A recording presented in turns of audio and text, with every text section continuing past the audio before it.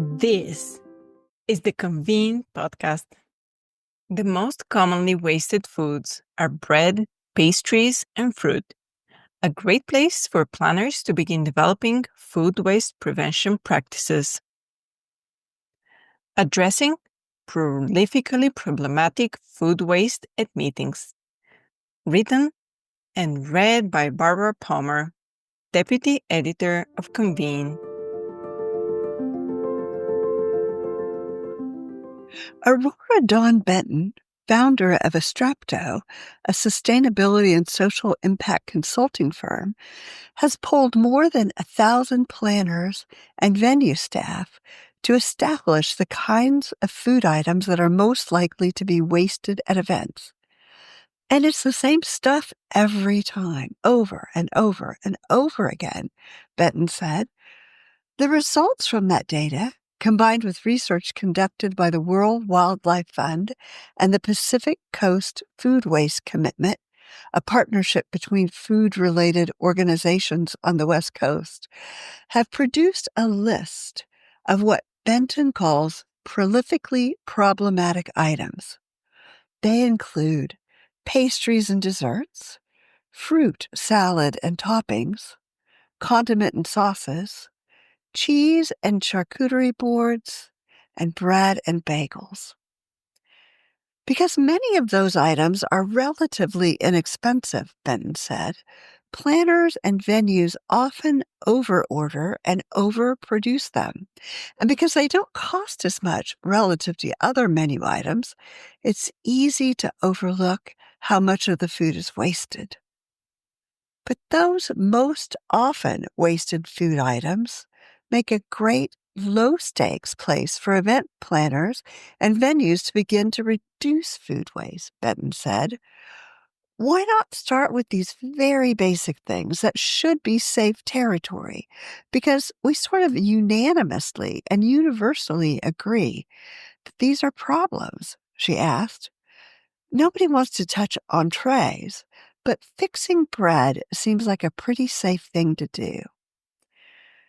That strategy, to focus on a few of the most commonly wasted foods at events, was one Benton put into place when she worked with event planning and catering teams for the Circularity 23 conference organized by the Trellis Group, formerly called Green Biz Group. It was held at the Hyatt Regency Seattle in June 23. The event drew more than 1,400 global participants for 3 days to discuss building a circular economy. Before the conference began, Astrapto provided food waste prevention training to the conference event planners and the venue catering teams.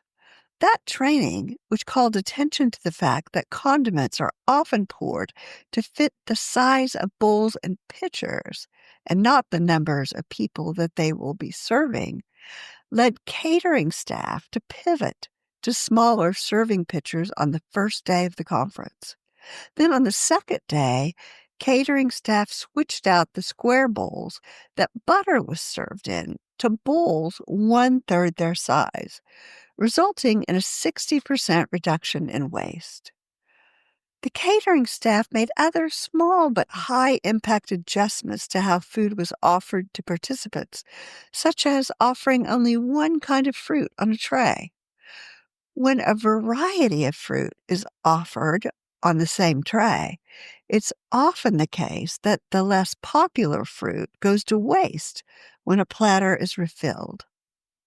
As a result of their efforts, there was virtually no waste of pastries, desserts, and cut fruit at the Circularity Conference, which would probably be cutting it too close for most events and catering teams who've spent decades operating on the principle of abundance and hospitality, according to a case study about the event created by Astrapto.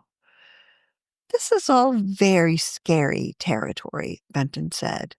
No one wants to run out of food. And everybody's afraid that we're going to slap you on the wrist if you run out of bread. But what if we could just agree that for this next event, we're really going to tackle bread, that we're going to get everybody on the same page. We're going to talk to all the banquet staff. We're going to all agree that these are the rules around bread so we don't overproduce and overserve bread. And it seems silly and mundane, but we're never going to be able to scaffold our practices to tackle big problems if we can't even start with just basic, simple stuff like bread. Planners and venue staff can address those fundamental things by getting into the practice of taking very basic before and after metrics.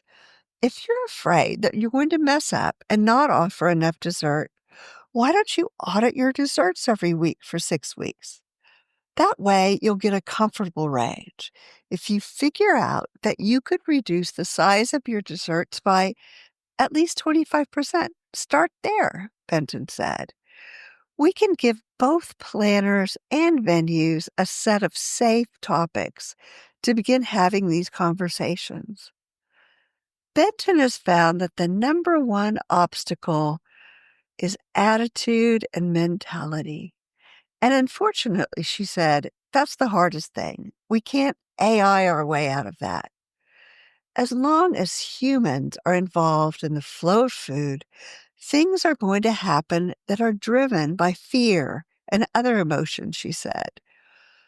But that can be combated with simple processes and rules that make sense and data that makes sense. Remember to subscribe to the Convene podcast on your favorite listening platform to stay updated with our latest episodes. For further industry insights from the Convene team, head over to pcma.org/convene. My name is Maggie. Stay inspired, keep inspiring, and until next time.